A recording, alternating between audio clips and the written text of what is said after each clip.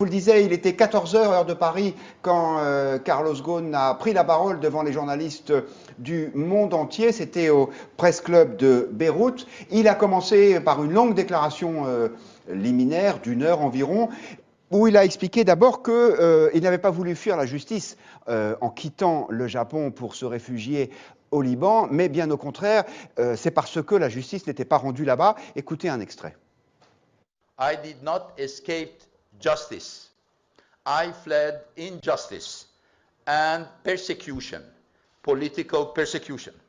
Having endured more than 400 days of inhumane treatment in a system designed to break me and unwilling to provide me even minimal justice, I was left with no other choice but to protect myself and my family.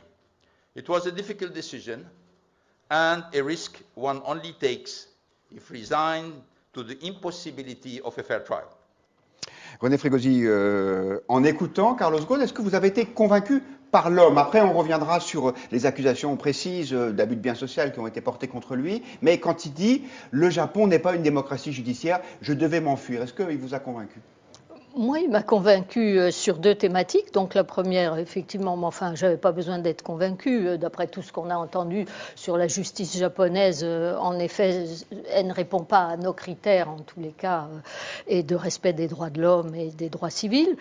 Mais nous y reviendrons, donc, si j'ai bien compris. Il m'a aussi convaincu d'une chose, mais dont j'étais déjà convaincue, en fait, c'est de la façon extravagante qu'ont de vivre les grands capitalistes aujourd'hui.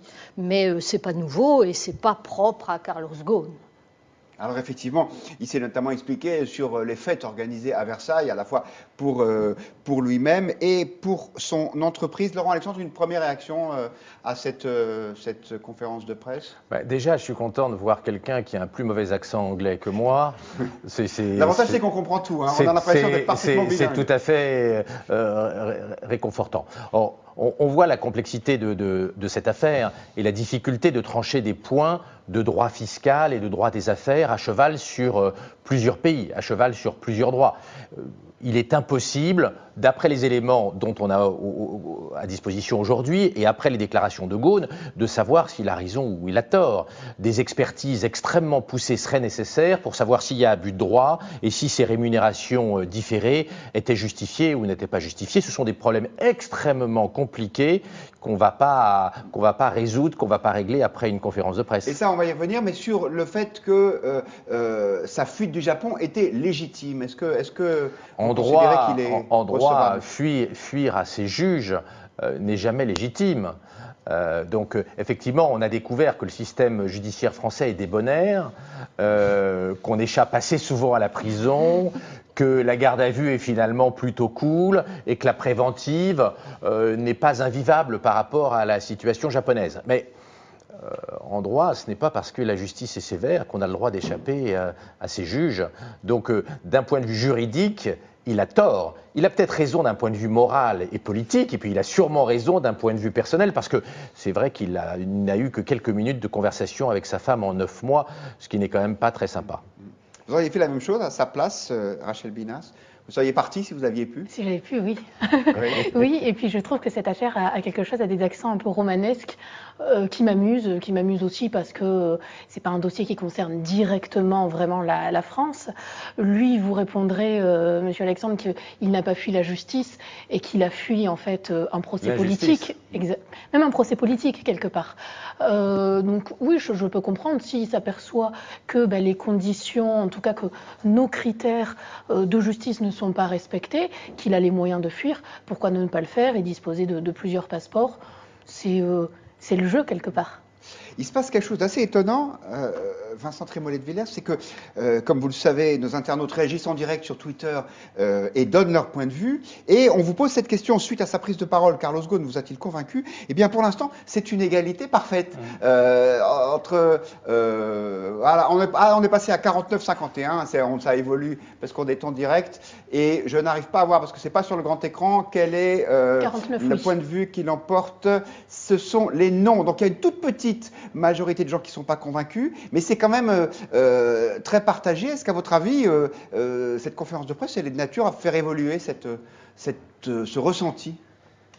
Moi, il me semble que oui, parce que d'abord, il a quand même réussi une chose.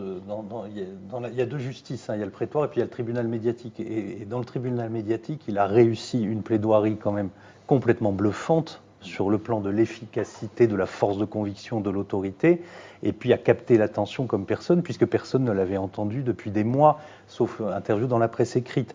Et donc, il a réussi à installer un personnage que beaucoup de gens ne connaissaient pas, connaissaient mal.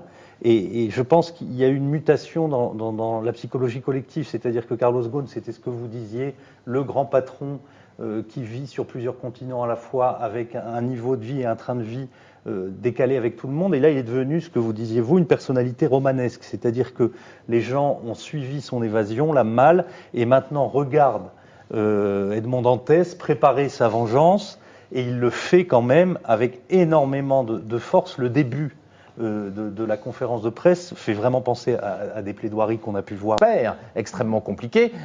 Il est exclu de pouvoir trancher après cette conférence de presse. Alors, les réactions sont assez nombreuses. Citoyen payeur nous dit une justice que l'on peut fuir. Quelle formidable invention. Je ne sais pas si ça veut dire que c'est la justice japonaise qui doit être soutenue. Claudius XV n'est absolument pas convaincu par un homme qui fuit la justice. Certainement pas, ajoute-t-il. Et puis, Flight 94 affirme qu'il est facile de juger après coup des décisions dont on ne connaît pas le contexte du moment. Et puis cette question, mais presque abyssale, de Chardon Bleu, il s'est bien défendu, maintenant peut-on le croire entièrement? Rachel Binas, ça c'est vrai, la vérité d'un homme. C'est propre à chacun, et puis visiblement on n'aura pas le fin mot de l'histoire, parce qu'on sait qu'il n'y a pas d'accord d'extradition entre le Liban, le Japon, etc. Visiblement le procès ne se tiendra jamais. Maintenant, ce qui pourrait entacher son image, puisqu'on parlait tout à l'heure de l'image de l'opinion publique, du moins l'opinion publique française, c'est peut-être les fêtes versaillaises. Les Français sont de plus en plus sensibles à l'égard de ces questions-là. On sait qu'il y a une rupture entre les élites et le reste des Français. C'est ce qui pourrait voilà, le plus le fragiliser, si je puis dire, dans son image. Enfin, c'est un vieux monsieur à la retraite qui va se reposer au Liban jusqu'à la fin de ses jours maintenant, sauf miracle. Donc je pense qu'il s'en fout. Oui, oui, tout à fait, il s'en fiche. Non, on parlait simplement de son image. Alors après, je ne sais pas comment il veut rebondir. Je pense pas que c'est un vieux monsieur à la retraite. Je pense qu'il va être très occupé. En tout cas, il est pugnace. Et il va être très occupé dans les années à venir, avec la volonté peut-être de régler un certain nombre de comptes. Retraite automobile, voilà, en tout cas. Ça, Pour répondre à Cordon Bleu qui nous demande est-ce qu'on peut le croire entièrement, il y a au moins un point sur lequel on a droit de ne pas le croire, c'est quand il a accusé ses successeurs à la tête de Renault-Nissan d'avoir foiré la fusion avec Chrysler Fiat. Parce que la vérité, c'est que le nouveau patron du groupe Renault, Jean-Dominique Sénard, était très attaché à cette fusion et que si elle ne s'est pas faite, c'est pas parce qu'il était un incapable ou qu'il manquait de volonté, c'est parce que le gouvernement français, l'État étant actionnaire de Renault, le lui a interdit. Donc au moins sur ce point-là, en tout cas, Carlos Ghosn n'est pas, à mon avis, tout à fait clair et tout à fait convaincant. Si vous le voulez